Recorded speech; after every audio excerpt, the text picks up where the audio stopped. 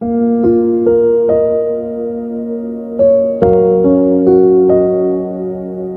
ta' Ottubru 2017, ftit qabel it-tlieta ta' wara nofsinhar, isir magħruf li seħħet karozza bomba fil-Bidnija.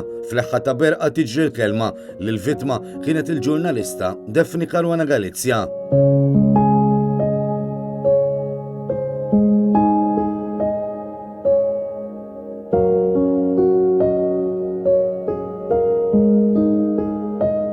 Minn dan il-jum beda kapitlu ġdid għal pajjiżna.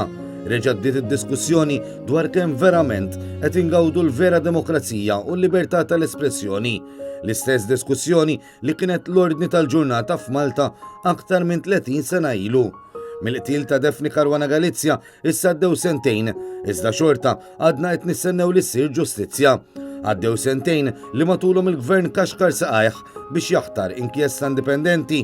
Minnaħa l-oħra, il-moħħ wara dan l-assassinju għadu ma nqabadx.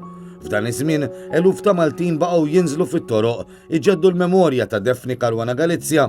Maltin li għadhom qed jistennew li toħroġ il-verità dwar min ordna l-qtil tal-ġurnalista u għal liema raġuni. Matul il-ġurnata l-kap tal-Partit Nazzjonalista Adrian Delija mexxa delegazzjoni magħmula mill-grupp parlamentari u uffiċjali tal-partit fejn tpoġġew fjuri b'rispett lejn il-memorja ta' Defni Caruana Galizia.